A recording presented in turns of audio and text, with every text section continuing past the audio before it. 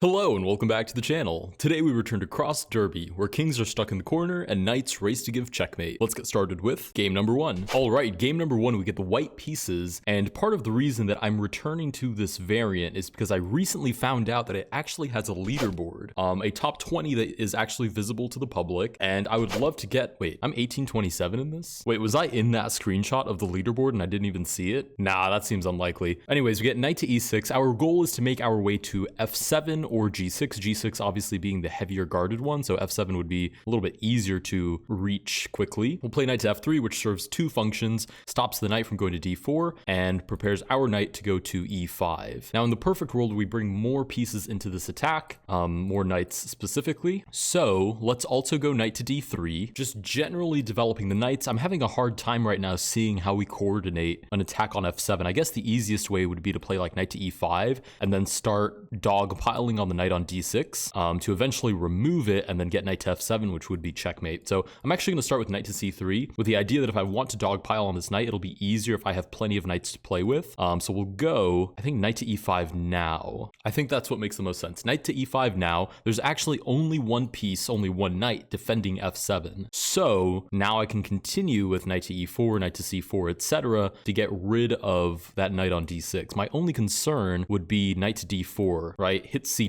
which is defended by this specific knight. Ooh, but we get knight to g5, so that knight isn't even at its post anymore, but it is defending f7. So I'll take a moment to give it the boot. We'll just play h4. I think it has no choice but to go back. Whoa, pawn to f6 is extremely aggressive. So it weakens g6, which is kind of like the obvious new target, but h6 is also weak, so I can actually reroute, I think. Well, if I reroute this way, then knight goes to f7 anyways, and it actually defends h6. Realistically, I could also just take. Pawn would take back, I would recapture with my knight, and we sort of have the same attacking idea, so we'll go with that. I mean, this knight wasn't part of the original plan anyways, so he's sort of just subbing in for the knight that now got captured on e5. So we've had an even knight trade now occur on the board, but the original plan sort of still stands. I mean, the original skeleton is still there, completely intact. Not to mention, now we have the looming threat over g6 as well, because that pawn on f7 has been traded off with the knight, meaning there are now two weaknesses for white to defend, not just the single one on f7. So these new complications have now evened out the time situation as well, so the opponent is now even on time, and earlier they were not. We get, whoa, knight to f6 is a knight sacrifice, a rather invigorating one. So should I capture, the pawn would take back, it would boot my knight and sort of stifle the entire attack. Unless I play something like knight to e4, right? I quote unquote give up the knight on e5, but then I take back on d6, and how on earth do you stop checkmate? See, this is why I love this variant. It's just riddled with interesting ideas. Genuinely, you just have to sort of lean into it and trust the process, and it will give you the most ridiculous tactics you've ever seen. Knight takes g6 is checkmate. Okay, with that, we gained 14 rating points. Okay, I'm actually genuinely confused, because if I'm rated 1827, you'd think I would be in that leaderboard, but I don't remember seeing myself there. Yeah, I definitely wasn't. It's because I'm not an active player. Okay, I actually discussed this with one of the mods in the chess variants, chess.com club, and they mentioned that you have to have at least 20 games to be considered an active player, and that also determines whether or not a specific variant even gets a leaderboard. But I don't have 20 games, almost guaranteed, because I've only made one other video on this, and I played probably like 5 or 6, maybe 7 games. So this is probably like game, I don't know, 8 or 9, maybe, in the best case scenario. So I need a lot more games. So if I were on the leaderboard like now, I would be top 20. But who knows, maybe if I get really good at this, I can even climb further. Okay, so with that, we win game number one, and we've figured out the leaderboard situation. Let's dive into the next game. All right, jumping right into the next game, this time with the black pieces, and that's only fair. It's interesting because it doesn't really matter which piece set you get. The idea is still extremely clear. It's basically laid out for you. You just go for the king. Okay, f4 is probably one of the more annoying moves to play against because they're going to target g6 to replace this pawn. So g6 is a weakness and f7 is also a weakness. They say hi in chat. Let me say hi back and quickly get a move out on the board. Oh, I see a lot of your videos. Thank you. Oh, that's so funny. Thank you for watching. I always slap a smiley face at the end because it makes the message feel whole. Okay, we get knight to e3. Now, how do we continue this attack? I mean, I could do something similar to what the opponent is doing. Then we would have a symmetrical position. And to be honest, I think their idea is very sound. So we'll actually do exactly that. We'll go c5. And this is actually an upgrade from our previous opening. The reason I think this opponent's opening is better than our previous opening is because now you also have, I've said opening now 3 times in one sentence, you have an opening for this knight in the corner to escape, right? Because you end up hyper-focusing on the king in the corner and developing all of the readily available active knights, whereas the knight in the corner sometimes gets a little bit shunned. Oh, and I forgot you can draw arrows outside quote unquote of the board. You can't actually draw arrows outside of the board, but you can draw arrows into the blank spaces. Okay, we get pawn to g4. The pawn attack thing is really amusing. They ask me if I'm live right now. Not right now, but coming soon. Okay, we get pawn to g4. I'm not totally convinced by the pawns marching forward though. I feel like the pawns marching forward makes it easy for me to close off the position eventually. So I'm going to continue developing knights. We get pawn to c3, which sort of weakens b3 all by itself. I'm going to go either c4 or knight to a5, and any one of those moves is pretty convincing to me. Actually, even better, let's go knight to b5. a3 is free, but more importantly, because a3 will almost always be free, just like this pawn will almost always be free. More importantly, we're targeting c2 now, and this knight is impossible to boot with another pawn, so just putting that knight there is already a huge advantage. Now, we have to focus on getting rid of some of these knights. So I'm thinking we start with d5, and I think the natural progression of the position is something like d4. We get this trade, we boot this knight, and then we play knight to b4 now that the c3 pawn is removed, which makes it so that c2 has 2 attackers and I believe forced mate, right? So we've baited them into taking this c3 pawn off the board, so nobody's defending b4 anymore. Actually, I guess they could just move the knight back to c2 now that I look at it, in which case I'm not really sure what I do there. Oh, we get the resignation anyways. Okay, cool. With that, we win game number 2. We'll say good game in chat. They do offer a rematch. Sure, we'll take a rematch. We grab the white pieces this time, and actually, I'm going to start with their opening. I liked it so much.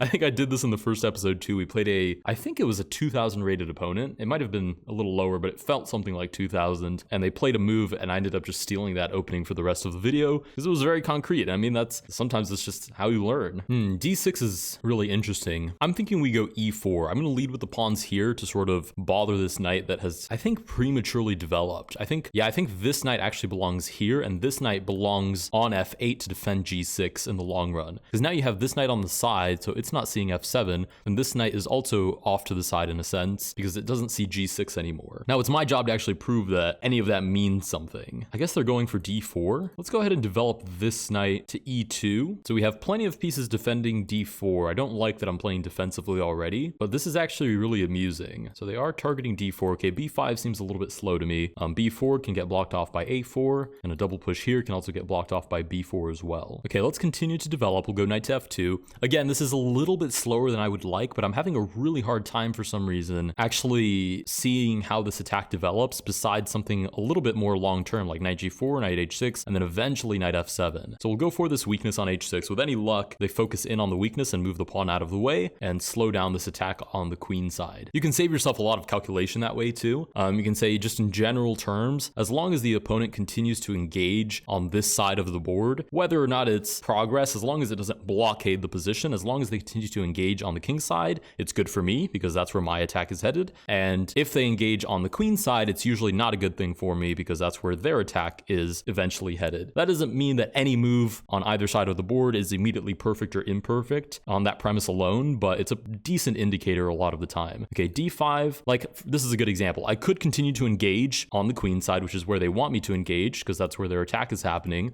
or I can say it doesn't really matter what happens over here because if I get checkmate, the game ends. So I'm going to take on h6, completely ignoring the tension here. We get knight to d6. Again, I could capture, but I'm going to ignore it and stay playing on the king side. We'll boot the knight from d6, and now we're threatening to capture on f7 if they move the knight. If they don't, then we just get a free knight, and I suppose we bring in reinforcement somehow eventually to continue targeting f7. Yeah, we get, knight to d4 is amusing. It does threaten mate, but it's also kind of just a free knight. So I can now I will just capture free material, and that's what I mean by it's not so black and white. If your engagement opponent on their side of the board equals free pieces, then you can be objective and say, okay, I've just won a knight in this exchange, and I'm still threatening to win a knight on d6 as well. So I'm going to go ahead and capture this knight. They can't capture mine because knight takes f7 is mate, so they do have to recapture, and now this knight can do pretty much what it pleases. As long as I'm not getting mated on c2, I should be totally fine. I have 53 seconds left. I'd love to remove this knight from its post, but that is like very surprisingly difficult to do. So I'm going to go knight c6. I'm still continuing the attack. I'm just doing it in a sort of roundabout way through d8. It seems to be the only way for me to get that far into their position, and I think f7 is impossible to defend now because there's no way this knight can replace the knight on d6, right? Okay, so with that, we win game number 3 as well.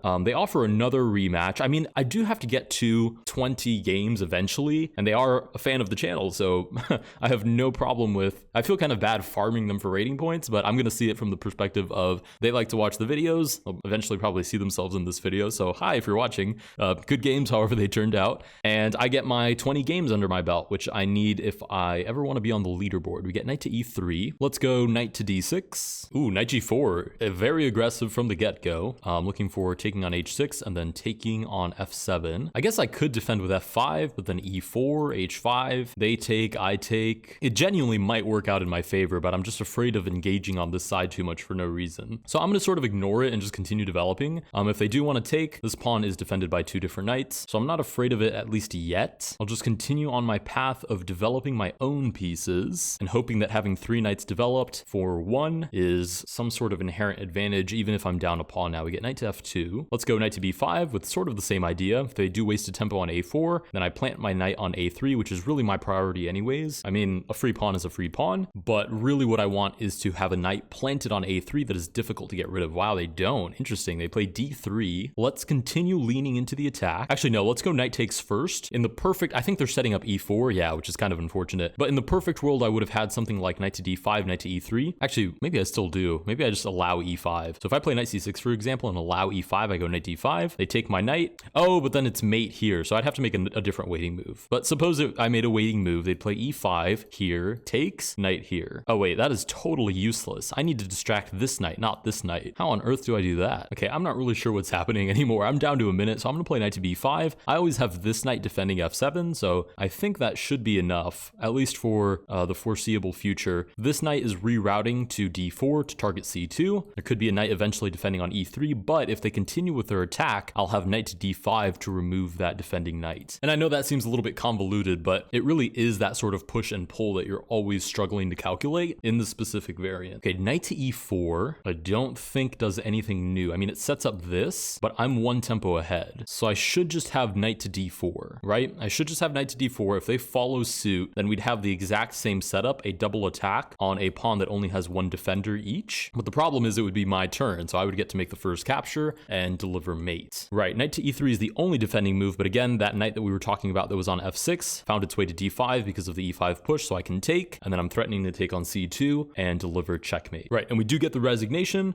Great game by the opponent. I mean, I'm going to continue to accept these rematches. There's no way I'm anywhere even close to 20 games, even as of right now. So I have every incentive to continue playing. Not to mention it can help me sort of sharpen my sword a little bit until I feel like I'm back in good shape. I think the meta here is keeping this knight always defending this square and bringing out this corner knight as quickly as possible. Because that way you have a couple of different pieces that can coordinate to replace this knight should it ever get captured. But if that isn't even a remote threat, then you always have this knight sort of rooted on c2 and everybody else can go and focus on the attack. It seems we're getting the same opening where they're going to allow me to take on h6, which is always nice because even though it is more than abundantly defended right now, f7, which would be the square we are targeting, in the long term, eventually as these knights continue to meander away from the king's defense, looking for their own attack, that will be pretty bothersome. They play knight to d4. They've learned not to even bother defending this pawn, which is a very practical decision. Don't think this knight is threatening anything quite yet, so I'm just going to take on h6 and place this knight ready for that f7 attack. Okay, we get knight to c7. Now, interestingly enough, g6 seems really weak to me here. So I might just,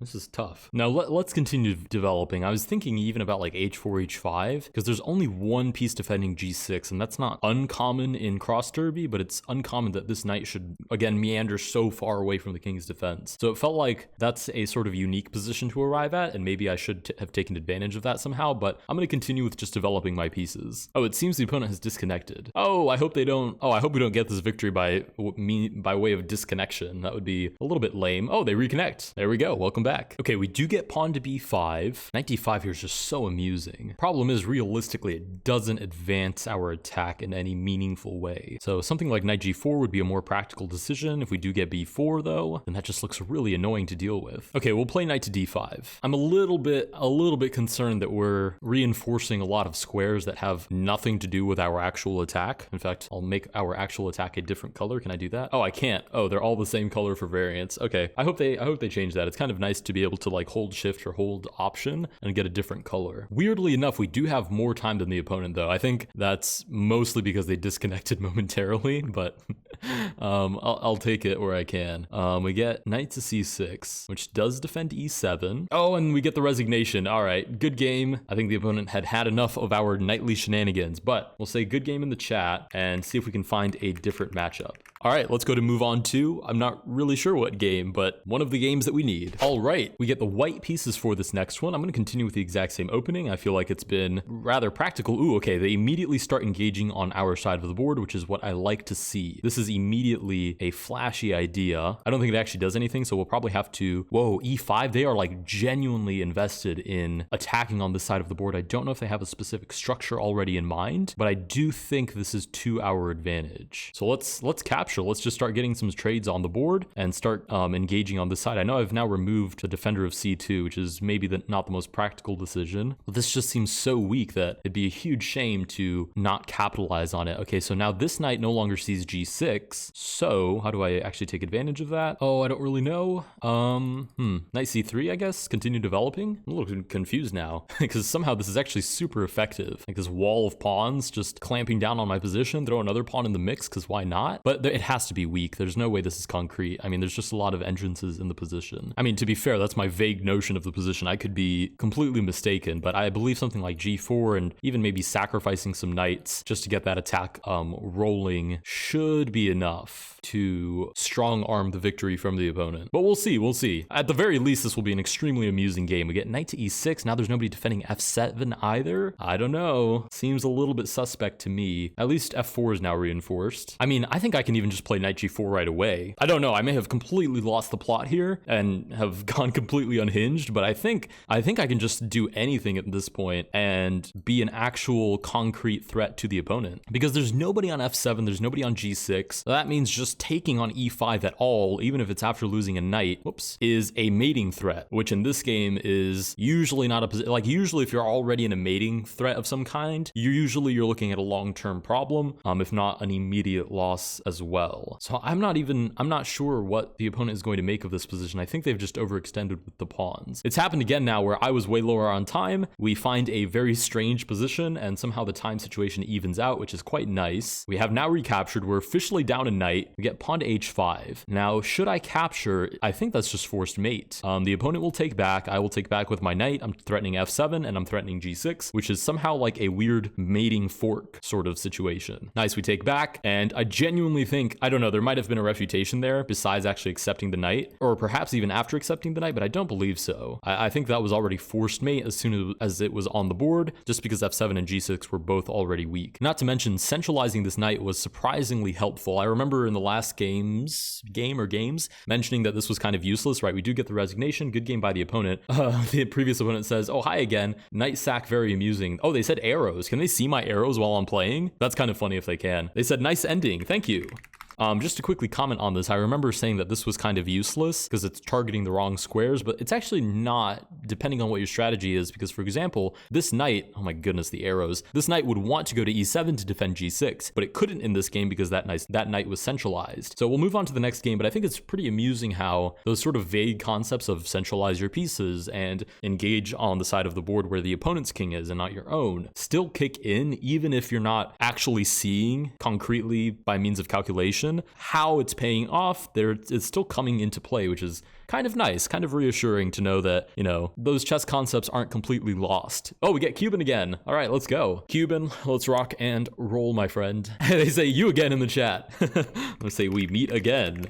We get F4, C5. You guys already know what this opening is. This is theory, I think, at this point. We're also almost rated 1900. I have not even the vaguest notion of how many games we actually have under our belt. I'd assume it's in the low teens at the moment. Has to be more than 10, I think. Oh, and they resign right away. Okay. We're going to take this moment to allow them to find a different pairing, but I'm also going to quickly check and see if we're actually on the leaderboard yet. It would be kind of cool if we were. Okay, let's go leaders. Oh, last updated 8 hours ago. Ooh, I should definitely have kept better track of whether or not I have 20 games. Can I see how many games I've played? Oh, interesting. The archive, I don't think Cross Derby is one that you can actually pick from. Just a little bit sad. Okay, we have 1, 2, 3, 4, 5, 6, 7 games today. And I've only made one other video, so all of my other games should be grouped as well. And then for my other games, I have 8, 9, 10, 11 games. Oh goodness. Okay, at that point, I might as well just play all 20 today because I also think it had to be within like the last 30 days or something. And I don't know if that Cross Derby video was more than 30 days ago, but okay. We have 7 under our belt right now. I guess we should aim for 13 more. All right, we hop back into Cross Derby. Let's move on to the next game. All right, we get another pairing. It's nice to have an opening so I can just sort of machine through the first couple of moves. We're almost rated 1900 as well. The opponent says, bro, yo. I'm gonna say, hey, exclamation mark. That's funny. We run into so many people today. If you guys are watching this video, hello and good games. Are you? Oh, they did not move in time, so we did get the abort. Are you? I'm gonna accept the rematch first. We get the black pieces this time. Hi. You say hi in chat. Hi. It is me, and I'm gonna add a smiley face as well. If you see the smiley face, that's how you know it's me. They played the opening that we played originally. Yo, like 5 O's. C4, I'm gonna take advantage of their distraction to play my opening quickly and take advantage of their engaging with me on the queen side, or where their king is on the board. Can I add friend with you? Yeah, 100%, and that goes for anybody watching this video too. If you want to add me as a friend on chess.com, absolutely. If you do send me a message, I get a lot of messages, so I try to respond to everybody in like one sitting about once a week. So I will do my best to get back to you if you do send me a message, but you can absolutely friend me. We get pawn to d3. We'll go ahead and continue developing. We get pawn to g4. Well, this is kind of interesting because they're taking control of these central light squares, so developing the knight this way is a little bit in vain. And not having d5 on the board is actually quite annoying as well. I'm going to play b5 and see if they bite and actually capture on b5, which would pretty much open the floodgates for the entire attack. Oh, they do. They have the crying face emoji saying I'm very happy. I'm gonna say, aw, that is very sweet. All right, back to the game. We get knight g3 on the board. They did not bite, so I think I'll just capture myself on c4. And pretty much what we're looking at now, I think, is just going for this d4 square / the a5 square. Targeting c2, or rather targeting c2, targeting b3. The problem is I don't know how I reinforce that attack. I guess it would have to be with this knight also coming to d4. Oh, this knight moves out of the way, which weakens b3. So I'm gonna target that right away, and I think the only choice they have is moving the knight right back. Oh, they could take my pawn too, but then I can sort of develop and start distracting the knight, and I don't think that's a comfortable spot for the opponent to be in. Yeah, I'm gonna play knight here. Even b4 doesn't work here because I can just take. Should they take my knight, I have knight b3, which is mate. Again, terrible arrow, but hopefully you guys are getting the idea. Ooh, knight to d3 reinforces the knight on c5, but what about knight d4, right? Knight d4 puts more pressure on b3. Now they have to go back, surely. Surely knight c1 is forced now, and the knight to e6 should be the final finishing move, right? Threatens this knight. They say I'm cooked with the skull emoji. I'm gonna say, haha, it was a good game. This variant is going to make the knight the least favorite piece for a lot of people, and then also make it the favorite piece of a lot of people. Actually, speaking of favorites, I really want to do a live stream, what's it called, tier list of my favorite variants. I saw Viper King made a video, something like that, where he plays one game of the variant, talks about it, reviews it. Chat gets to get a notion of how the variant works. Those familiar get to enjoy a game. Those unfamiliar get to learn it. They say, wait, me, are you real? I am real! Exclamation mark. This will be in a video, actually. They say thanks. Of course. It's so funny because I'm chatting to them through the text, but I also know that odds are if they recognize me out in the wild, odds are they'll probably also run into the actual video where I'm also talking to them. Okay, they do resign, and we do cross 1900. Good game to the opponent. Thank you for chatting with me. Okay, so I should have 8 games now under my belt. Still nowhere near 20. Wow, 20. You really really gotta love the variant. Let's go ahead. Even though this is my favorite variant, I guess it's because it's all in one sitting that makes it a little bit tough. I might just play like 10 for the video and do the other 10 myself, or maybe on stream or something like that. We'll play knight to e3. I think that's what we'll do. We'll get to 10 games and I'll play the rest of them in my own time. We'll play knight to f2. Again, e5 is probably going to be a point of particular interest. Let's go knight d3. I normally don't develop this knight because, again, I think it reinforces b3 very nicely, but I feel like opponents have a really hard time actually making a concrete attack on that square. I mean, I don't know. This opponent might find like this maneuver, which again would be quite annoying, but if they don't, then I'm in a really good spot. So I can just play knight to e5, for example, right now. I'm already threatening mate in one move, and with that, we do win the game. All right, keep it moving. That's 19-12 for us. All right, this will be game number 9 against actually the highest rated opponent we've faced in this episode thus far, rated almost 1700. Ooh, knight d4, super aggressive from the get-go. I don't think we've faced an opponent quite this aggressive. We'll play knight to f2. I mean, again, aggressive, but the single knight is not going to mate me. Okay, it reroutes to a3. We'll go ahead and proceed with a similar idea, targeting h6. Yeah, they move the pawn out of the way, which tells me they're focused on material and a very fast sort of immediately winning attack, which sometimes will get you exactly what you're looking for in this game, but other times is a little bit in vain. Usually that single knight, if your opponent is well enough aware of their king's position, is not going to get you very far, and protecting the pawn, the h pawn for black and the a pawn for white, usually isn't really worth it either. We get knight to d6. Let's continue with knight to e5. I mean, the idea is relatively self-explanatory, yeah, and then we snatch mate on g6. Yeah, that threatening f7 to actually get at g6 idea is really, really tricky to play against. But okay, that is game number 9. Again, I'm kind of on edge because I want to play all 20 games right now, and I think I'm going to, or else I'm going to distract myself and end up joining Viper's live stream and then go play Chess Ultimate and then respond to emails and then respond to you guys, and then I'm going to totally forget about coming back, and then I'm going to go check and see if my speedrun got approved, and then I will completely forget about actually finishing the 20 games of Cross Derby to get myself on the leaderboard of my own self-proclaimed favorite chess variant. We get another game, we get the white pieces. So I think I'm going to do them all in one sitting. I'm a little bit afraid of roughing up my voice for the live stream, but at the same time, I feel very good right now, and we're on game number 10, so we're already halfway. So I don't know. I might just try and power through it. Play knight to f2. I should probably go grab another monster. That'll give me energy, caffeine, and straight brain power. Oh, the opponent disconnected. So much brain power that scares the opponents. Let's go ahead and centralize this knight. This knight I feel like is a little overrated. In general, I've been cautious about moving this knight and the knight on e1, but that then makes 2 extra knights that can't go down the d3, e5 pipeline. Obviously, this one could, but that's the closest one we have to g4 and h6. So as far as getting to e5, one of these guys has to sort of step up and do it, unless we want to do it with this knight, which then costs an extra tempo, and you really don't want to waste tempo in this variant. As far as I can tell, it seems the opponent is disconnected. I might just go and grab my monster right now, even if they do move. I have 20 seconds to go and get it, so I'll be right back. Okay, they still haven't moved. Not sponsored, by the way. I'm not sponsored by any of these drinks that I've mentioned across my videos. Although if you guys want to sponsor me, Okay, we do get the resignation. See, I just mentioned your drink and then I win the game. See how that works?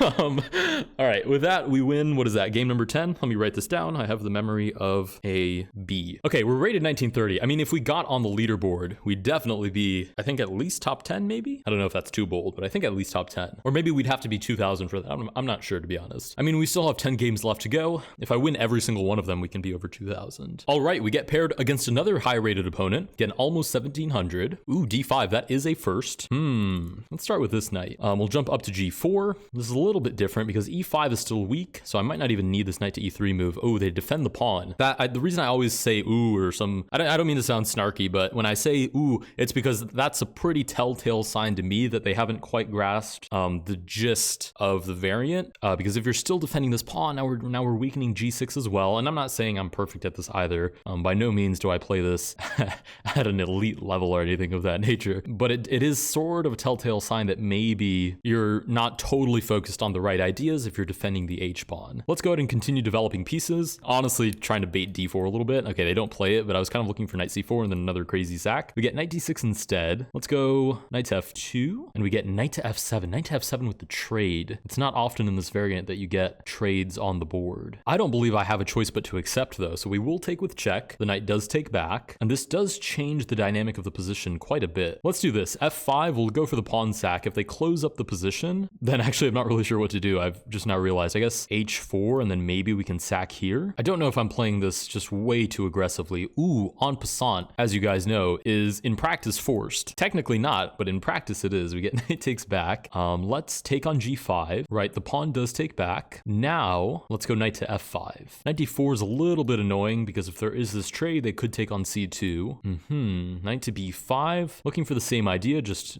through a different route. Let's go knight to E7, bother that G6 square, the knight goes back, defends it. Now, okay, now let's go knight back first. No, is there a right order here? I don't know. Knight back to have somebody defending C2, and then the idea is knight D3, knight H3, knight F4, and then we're winning on G6, I think. Are we winning on it? I don't know. We get D4, wait a minute, D4, knight D3. I'm trying to be very subtle about the fact that I'm going to launch an all-out attack here in just a second. We'll go knight to H3 now. Oh, wait, no, I've miscalculated this. I think it's knight takes first and then knight to E5, right? Because then there's no way to have two knights defending G6 at the same time. Yeah. So knight to F4, I'm not even sure why I thought that was winning. I think it's just because I missed knight to E5 at the end, which adds another defender, and then I can't get to F7. So it's really important to keep in mind, half of the victory is having pieces attacking both of these squares, not just one. Yeah, we do get pawn to C4. I think I can just sacrifice right now. Should the opponent bother taking down here, I can just mate. That is still not how the knight moves. I can just mate. They go knight to D6. Ooh, interesting move. 35 seconds for me. I mean, I might as well take while I buy myself some time. They take back right away. There's no mating threat now. Let's go knight to E6. I guess I'm removing this one now for knight G6. I'm down to 25 seconds, which I don't need to explain why that's a really bad thing. But I think I've already won. I don't think there's a way for me to stop, or rather, I don't think there's a way for the opponent to stop me from taking and then playing knight G6. You know what? I'll be honest. I gave the opponent a lot of flack at the beginning for quote unquote, yeah, they do resign, but we do win the game. But I gave them a lot of flack for quote unquote not understanding the meta by playing H5. But to be honest, had they played a little bit more precisely, we would have entered a deep endgame where honestly a pawn could have easily made a big difference. With that, we do win. What is that? 11? Yeah, counting is not my forte. All right, let's keep it moving. We do, oh, they play the opening. We get F4, we'll play C5. Okay, this is exciting. All right, ooh, E4 going straight for the center. Perfect for me to self-doubt whether or not this is still the best move. Let's go this way instead. I mean, this is always a vaguely good idea, so we'll start with this.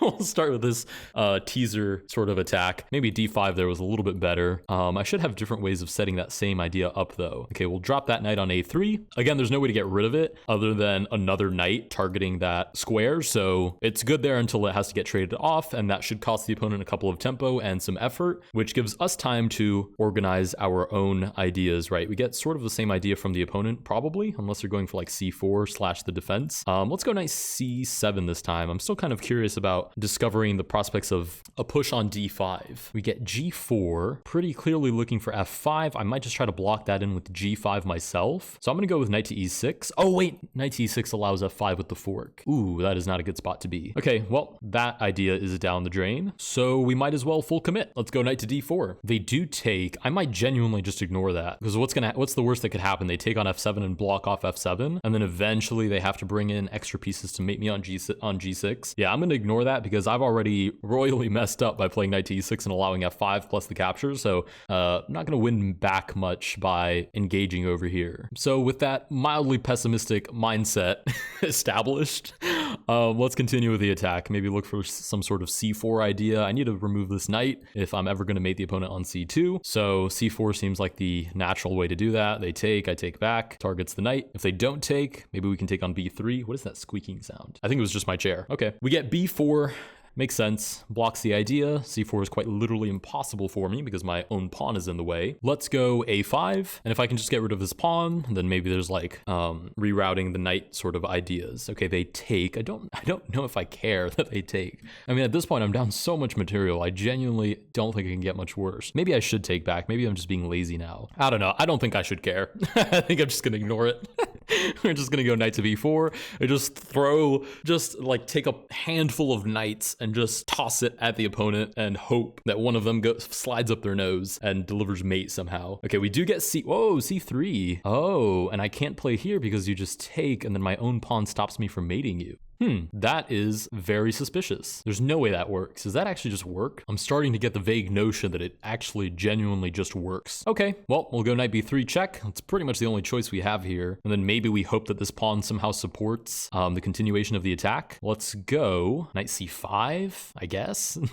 This is not going our way whatsoever. Yeah, a5 continues the push. Pretty low on time as well. Might as well snatch up this pawn. Maybe reroute to e5. Yeah, d4 pretty much undresses our entire attack. Let's go knight to a4. We're down to 18 seconds as well. So I might go quiet here for just a moment and focus up. And there's no way for me to defend this. Yeah, I tried to go for a knight sack at the very end, but I think we're just about toast. We'll give them the resignation. Good game to the opponent. Holy smokes, 50 points from that loss. You have to be kidding me. That is, wow, 50 points. That's like 5 games worth of progress. Okay, well, let's dive into the next one. Oh, that one was painful. Yeah, that knight t6 move was just critical. It allowed pawn to f5, and all that conversation that I had earlier in the video about not engaging on the side where your opponent wants to attack, it literally just walked into that, and I had no way of subduing that engagement later down the line. So pretty simple mistake, but this is a very precise variant, so I have to be a little more precise than that. All right, we get another game. Again, we get the white pieces. I do still think that fundamentally our idea was sound. I do also think I might start adopting this e4 line that the other opponent played against us. Okay, knight d4 is super aggressive. I don't think it has any real basis quite yet. Sure, they reroute for that a3 pawn, but I think our setup is a little bit more concrete since we have knight to e5. Yeah, they defend the h6 pawn. Go ahead and develop the knight. We're looking for knight to e5, and that would pretty much wrap up the game. Okay, they play f6, so now g6 is a weakness to keep in mind. And oh wow, there's no way. This is actually the same mistake that I made in the last game, which is that they've now allowed me to bring my knight in by playing e5, which hits the knight and hits the pawn at the same time. Literally the exact same misstep that I took in the previous game. Yeah, knight to e4, which allows mate, and we win that game as well. Win back some of the rating that we lost. This is now, this is no longer a standard trying out a variant episode. This is now revenge for all of the rating we lost. We get the black pieces for this one. White starts by developing the knight that typically defends b3, although I've already made it clear that I think that knight is a little bit overrated, even for my own strategies. Ooh, knight c3. Okay, let's go knight to d6. We'll go back to the old strategy. Ooh, wait a minute. There have to be weaknesses here that I can take advantage of. Let's start with knight to b5. Ooh, knight to d5 ignores that completely. Don't think there are any new threats, so I'm just going to take. I'm threatening c2, and I just have to get rid of this knight. So I can play like knight to f5. Oh no, my knight. Surely my opponent wouldn't take it. Okay, they do move back. They do notice that c2 is weak. Let's go ahead and, do I take? Do I reinforce? What do I do here? I guess I reinforce. Let's go knight to d6. Yeah, g4 forces me to make a decision about my knight. I guess I'll play it to d4. Should they take, I take back. I at least boot one of the knights. If they don't, then I just sort of have this eternal pressure on c2 and b3 that hopefully I can find a way to take advantage of. Speaking a little bit more from a third person perspective now, this sort of c5 / for white an f4 idea is really concrete because it establishes control over one of the central squares that is pretty much the crux of like most of these games that we've played, because this square, if a knight is placed here, hits c2, hits b3, which are both the main points of interest because they're both mating squares. Let me rephrase, they are the only mating squares. Pawns also promote to knights, so literally the only way to win is to place a knight on c2 or place a knight on b3, and then the inverse for white. So this c5 idea I think is very justified, literally just because it helps support d4, which is like a golden square for all of these attacks. And I would say it's probably better than e5 because even though it weakens b6, it brings more attention to this side of the board. So even if you want to destabilize this pawn, that would include bringing more pieces towards your own king. So for the offensive side who played c5, that's a great piece of information because now you have more engagement on this side of the board. The opponent is now down to 30 seconds. I've said pretty much what I can say about this position. So I guess we're waiting for them to time out, probably. I don't think with 19 seconds left, the opponent will have a moment of awakening. I don't think they're about to have an epiphany. I'm pretty sure we're just getting timed out here. We've got 3, 2, 1. That should be the end of the game. And with that, we do win the game as well as 7 rating points. Don't mind if I do. We'll keep it moving for the next game. All right, we've been paired. We have the white pieces. Is this the same opponent that we had earlier? I'm not totally sure. We'll start with f4.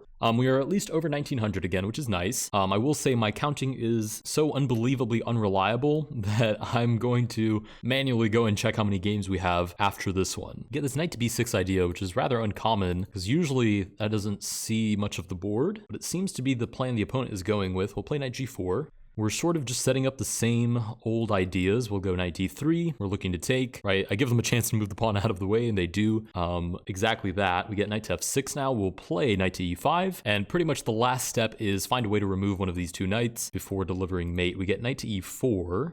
How's knight to d3? I think that's a pretty sharp move. They take on d2, I believe unaware that knight takes g6 is winning. Oh no, it's not winning. They take back, I play knight to e5, and they can just drop the knight back. They defend g6, and f7 remains doubly defended. Ooh, okay.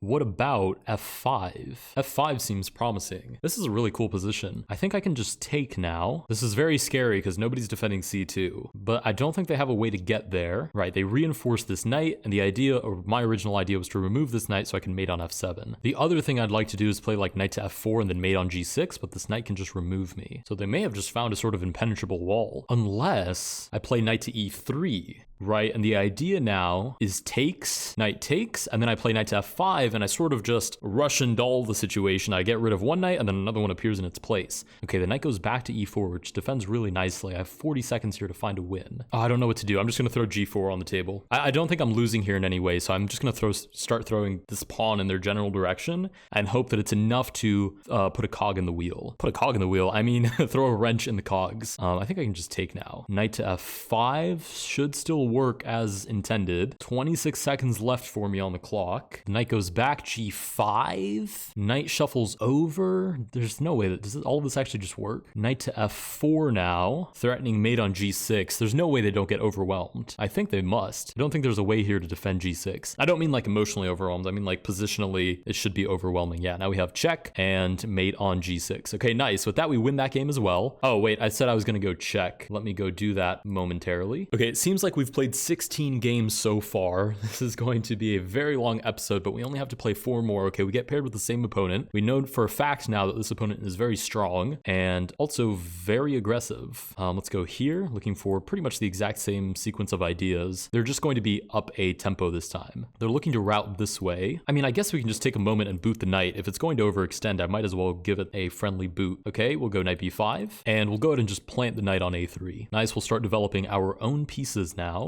Pawn to c3 stops d4 now, but b3 is weakened for later. So let's go knight to d7, and then we'll look for d5, knight d6, and still have somebody looking at f7 as well. Oh, d5 was free, I didn't even notice. Okay, knight d6. I don't think it changes too much, but a little bit of a silly blunder. I mean, I've played enough games now that I'm a little bit dizzy. Knight takes e7, sure. c4, just looking for a way to break through the opponent's position. They do take now. I suppose I just take back. Oh, but f7 is weak again. What am I doing? Holy smokes. Oh, wait, never mind. I was not looking for taking back. I was looking for knight to c5. I forgot my own idea. That was absolutely insane that just happened to me.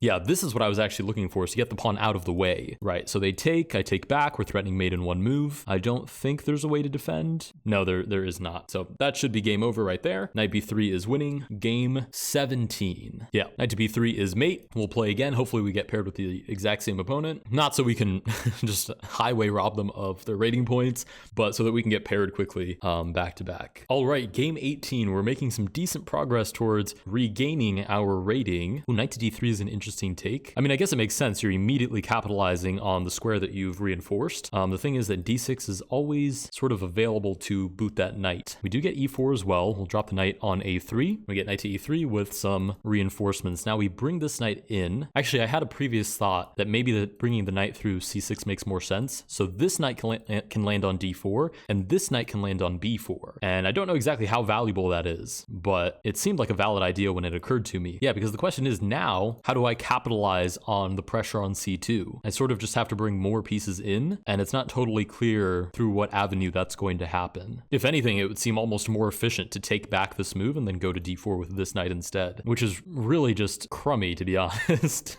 Let's go a5, and maybe I can save myself some of the shame by rerouting the knight the super long way. Okay, we get knight to c3. Let's start on our journey. It's weird because there's nobody defending f7, but the e pawn stops any knight from jumping to that square anyways, so it's not like a huge concern, but at the same time it stops any extra pieces from coming in and defending f7, so maybe it is a concern, but I don't know, until I see something concrete from the opponent, like, I don't know, knight g4, which is impossible now because of mate, until I see something more concrete like that, I don't think I have any reason to fear it. Let's continue with this idea. Should the knight take, I sort of just take back with the pawn. I boot, oh well, I guess I boot the knight, but it'll just go back to c2. Threatens the pawn, threatens my knight. Ooh, knight to d5 is an option, certainly. Stops me from going to b4, but what happens if I just go to e6 first, right? I boot this knight, I force it to find a square to relocate to. I guess I should just take here now that I can. And now I play knight b4, and how do you stop mate? I don't think it's possible. Yeah, it definitely isn't. And like I said, it's really interesting because if you look at this position, they started with the right idea, but if you look at where all the action actually happened, whether or not I played it perfectly, you know, I definitely didn't play it perfectly, but you can see that most of the shuffling around happened on the side of the board where we wanted to attack. So I think as long as you sort of keep that in the back of your mind, for the most part, I think you'll be putting yourself in a pretty good spot. So that was game 18. We've now, I believe, almost made up all of the rating points we lost. We get paired with the exact same opponent. Oh no, we definitely have. 1950, I believe, is a new peak for us. And this time we're going to try the different strategy. We're going to try developing this way. Okay, the opponent comes out to play. Oh, and if I play this, there's knight here. Should I capture? Then there's a fork. Interesting. Let's go. Oh, that was a misclick. I was going to make the arrow and then talk about it, but okay. I guess we're going g4. I was going to say g4 with the idea of like knight g3, but I genuinely didn't even have a deeper thought than that. I was going to talk about it after I made the arrow. But I guess we're here now. Let's play d3. I just think it looks sound. Looking for maybe some e4, some e4 ideas. And if I can get e4, maybe I can get some sort of pawn pushes going on the king side. I don't really even feel like calculating much more than that, to be honest. We get pawn to b4. I mean, they can capture my pawn. I don't think that really changes anything about my position. They do take. I think I take with the pawn now, right? I take with the pawn because I want as much firepower on the king side as possible. So now we bring in the knight. If they do come to e3 looking for c2, we have knight to e3. It's protected by another knight, and I think we're actually pretty okay there. We get knight to e6. Ooh, f7 is weak now, so I can definitely take. Now I'm threatening mate in 1, and I'm pretty sure they have no choice but to go back with one of these knights. Oh, they can develop a knight. Did not see that idea. Go ahead and reinforce that f7 mating pattern. They do go back with the knight. Let's go, maybe knight to g3. Somehow I still don't think I have anything really to be afraid of, because I always have knight to e3, which covers c2. So now I'm kind of just looking for, well, I'm looking for some way to break into the position, and it's not really making itself clear to me. Actually, wait, hold on. Knight to knight to f5, because now the knight goes back and targets the knight on e5, which is a little bit annoying there. Let's go ahead and reinforce with knight to g4. I mean, I guess that would allow knight to d4, and then I have to go back. If they do play that, we'll find a different way to go about this. But for the meantime, just reinforce that knight on e5. Ooh, okay, knight goes back. So they're playing defense now, which is a really good sign for us. Let's just keep bringing knights. Knight to d3 next. Get, ooh, pawn to e6. f5, continuing to try to break through. Again, none of this has to be overwhelmingly precise. It just has to be intrusive enough that the opponent at some point doesn't have a way to defend all of the potential threats. Okay, knight to g6. Let's go knight to h5. I have enough defenders on e5 that exchange is actually totally okay, as long as at the end of it, I can play knight to f4 and have a forcing mate on g6 that the opponent can't stop. They have 20 seconds left to decide how they're going to untangle this spider web. I also like this because, this variant, I mean, because it's really easy to sort of set up some sort of tension and then just find, okay, what piece isn't doing anything right now? The knight on h5 is threatening nothing. Let's find a way to reroute it into the position so it is part of that spider web. Okay, it looks like they're going to time out. No, they play knight to d4 just in time to threaten mate. I guess I kind of have to play knight to e1. I mean, they add an attacker, but they do forfeit on time and we do win the game. It's just too much pressure. Okay, I think that was game number 19. I'm pretty sure we just need literally one more game and I'll have 20 under my belt, but I'll confirm right after this one just to be sure. All right, let's go. Okay, it's the same opponent. We'll play for the exact same idea, same execution, same pretty much everything. They're going for a different opening this time, but I think we can sort of just apply the same formula and get at least very similar result. So as you can see, this f5 move weakens these two squares, weakens g6. I think we just sort of need to follow through on the attack, and our opening, our maneuvers, our entire journey through these 20 games will be justified. Let's go knight to d3, just looking to bring everybody in, pretty much down the exact same avenue Avenue. Last move here is knight to e5. Is it actually possible to stop knight to f7? I don't think so. I think it's just forced mate now. Little too much pressure at once, and we do get the resignation. Okay, 1970 is a nice rating. I don't know exactly where that puts us on the leaderboard. Let's check how many games we've actually played. Okay, we have 1, 2, 3, 4, 5, 6, 7, 8, 9, 10, 11, 12, 13, 14, 15, 16, 17, 18, 19, and 20 games, obviously in the last 30 days, actually within the last 2 hours. So in 24 hours time, hopefully, I don't know how often the leaderboards update. Oh, it's already updated. Whoa, there I am. Wait, I'm rated 2000? Hey, we're rated 2001 now in Cross Derby. That is absolutely, hold on, let me put it on screen. This is insane. How do I do this? Boom, there we are. We're rated 2001. We are number 4 on the leaderboards. If we grinded this variant a little bit more, I'm sure we can break our way into the top 3. I don't know about first place. That seems a little bit far gone. But with that, we did play more than enough of my favorite variant. Funny enough, still my favorite variant. And I think that's a good telltale sign. You can play a lot of it to the point of being sick of it. And in your heart of hearts, you still know that you enjoy it. So we are not only on the leaderboard, we are top 4 on the leaderboard, rated over 2,000, which is absolutely amazing. If you guys did enjoy this video, please consider liking and subscribing. Whoa, dropped my phone. Let me know down below what you guys think of a live stream in the future where I go one by one, play a variant, and then rank it on a tier list. I will see you guys in the next one.